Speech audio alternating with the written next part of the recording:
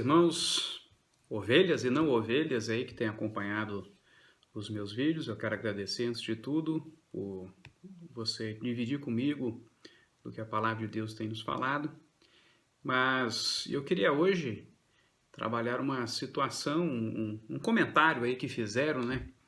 Meio que, olha que forma diferente de dar esperança, mas deu esperança, porque eu vou um pouquinho na contramão dessa forma de dar esperança, dizendo que o Senhor vai nos livrar, que o Senhor nos protege, que são verdades no sentido de que Deus, quando quer, e assim o faz.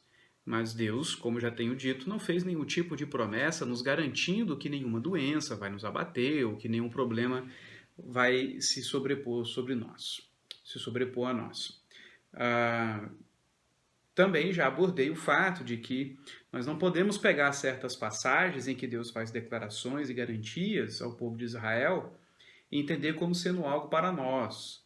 Tá? Israel estava passando por situações, Deus estava querendo que eles avançassem num determinado sentido, então Deus dava garantias e promessas a Israel de que as coisas seriam de uma determinada forma sobre eles.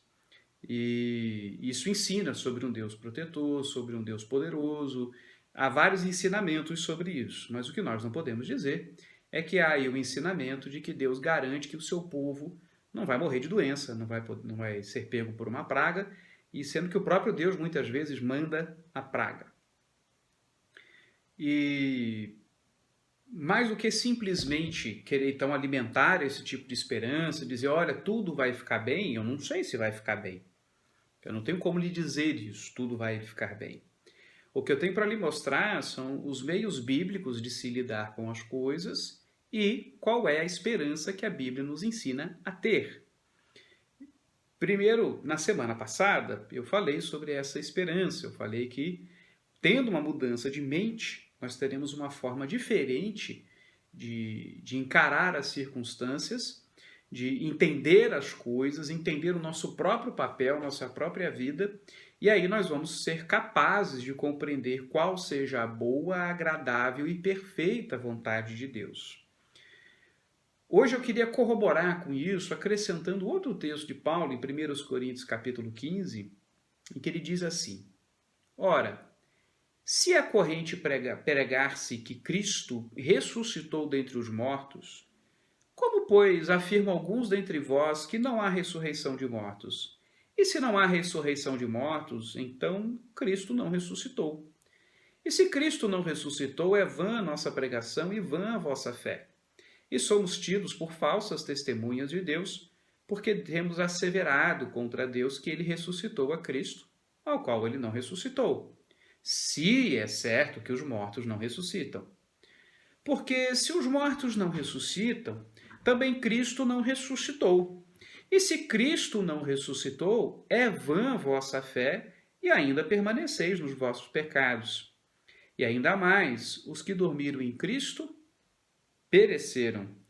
Se a nossa esperança, veja bem, se a nossa esperança em Cristo se limita apenas a esta vida, somos os mais infelizes de todos os homens.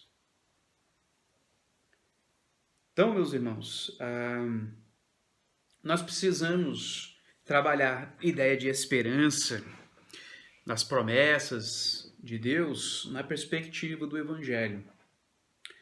Paulo era um homem que sabia que a sua vida estava correntemente por um fio, então ele sabia que a sua esperança não poderia estar depositada nessa terra. Nós não vivemos da forma como Paulo viveu, nós não exercemos o ministério de pregação da palavra ou de missões nos moldes que Paulo viveu. Nós aqui, eu e você, tem muitos missionários hoje pelo mundo buscando pregar entre povos hostis, como Paulo fez também. Mas você e eu que estamos aqui no conforto dos nossos lares, no nosso próprio país, ou num país que não é hostil ao Evangelho, e nós estamos vivendo o Evangelho, então a gente não sabe o que é ter a vida por um fio. Nós não sabemos o que é ter essa perspectiva de que a qualquer momento você pode ser preso e ser morto simplesmente por ser cristão. Nós não vivemos essa realidade. Paulo, que vivia essa realidade, Provavelmente ele tinha uma perspectiva melhor das coisas, portanto, de como ele deveria depositar toda a sua confiança tão somente nas promessas de Deus. E a promessa de Deus é quanto a um porvir. Ele demonstra que se a nossa esperança se firma em simplesmente termos a nossa vida aqui, ficarmos apegados a essas coisas aqui, ficarmos tão propriamente pensando em tudo, fazer tudo dar certo aqui, então Paulo diz que nós somos os mais infelizes de todos os homens. Se o coronavírus está te botando um medo danado de morrer, um medo danado de que as coisas possam ir de mal a pior, e isso está te desestabilizando, está na hora de você olhar para a esperança que o Evangelho nos dá, que é do porvir. Das garantias que Deus nos deu, que se morrêssemos estaríamos com Ele. De que se Cristo ressuscitou, então nós também ressuscitaríamos. E de que essa vida aqui é só o momento em que nós somos apenas uma semente, para que um dia essa semente morra, deixe de ser o que é, para se transformar numa árvore, como Paulo vai dizer adiante. Aquilo que foi plantado no corruptível vem um dia se tornar incorruptível. Então, mais uma vez, eu quero enfatizar com você que a sua mudança de mente deve lhe conduzir ao entendimento de que a vontade de Deus é boa, agradável e perfeita, e que um dos aspectos que deve mudar na sua mente é no que você coloca a sua esperança. Se a sua esperança estiver tão somente nessa vida, você é mais infeliz de todos os homens. Você não compreendeu que este mundo não é o pelo que tanto ansiamos. Este mundo não é o que Deus disse que nos daria. Este mundo não é tão bom assim. E se você tem achado esse mundo tão bom a ponto de não conseguir pensar na hora da sua partida e entender que isso nos reserva aspectos bons e que isso não põe um ponto final no nosso relacionamento com Deus, então você é o mais infeliz de todos os homens. Comamos e bebamos porque amanhã morreremos. Essa é a conclusão de Paulo, uma conclusão existencialista. Se já não há mais nada do que há nessa vida, então vamos comer e morrer. Percebe? Quero que você guarde isso no seu coração. Eu não estou querendo tirar de você a sua segurança. Eu quero dar a você uma segurança eterna. Não que eu esteja produzindo essa segurança, mas eu estou falando sobre a segurança que Deus nos dá em Cristo Jesus. Eu não sei se Covid vai lhe pegar ou não. Tem pessoas morrendo de outras coisas por aí, não só de Covid. Eu queria lhe dizer, continua gente morrendo atropelada. Ainda tem gente morrendo de câncer.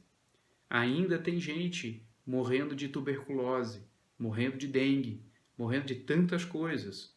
Não é só o Covid que mata, não é só agora que a sua vida encara uma situação em que ela corre riscos. Mas o que mudou agora é o cenário. O que mudou é esse clima que nós estamos vivendo de enclausuramento e de que todo tempo vem notícias, e parece que alguma coisa fundamentalmente mudou e nada mudou. Nada mudou. A nossa vida continua a mesma.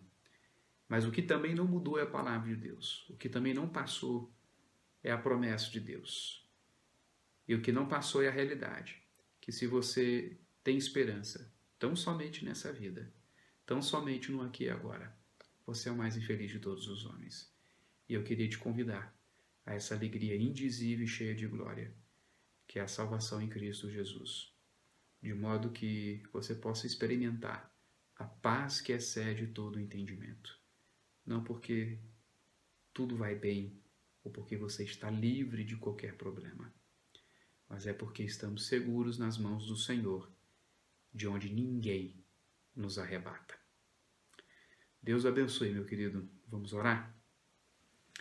Deus amado, a este irmão que está tendo dificuldade, ó Deus, de encontrar esperança, a esse irmão que está tendo dificuldade de encontrar um alívio, ó Deus, na Tua palavra. Refaz a sua mente para que ele perceba que Cristo Jesus nos projetou para muito além dessa vida. Para coisas que vírus, guerras, perseguições não podem nos tirar, ó Pai. Ajuda-nos, Senhor, ajuda-nos a enxergarmos, ó Deus, na ressurreição de Cristo Jesus a nossa esperança. Que nele, ó Deus, podemos nos desfazer dessa vida, não como quem quer se matar, mas como quem sabe que viver é Cristo e morrer é lucro. Ajuda-nos, ó Deus, a, com essa esperança, enfrentarmos o dia a dia, a termos ânimo, ó Deus, para encarar, ó Pai, a cada manhã, a cada momento, encarar toda essa situação, ó Deus, com a tranquilidade, ó Pai, de quem sabe que está seguro em Tuas mãos. Faz isso, ó Deus, eu me imploro no nome de Cristo Jesus. Amém. Deus te abençoe, meu querido, e até a próxima.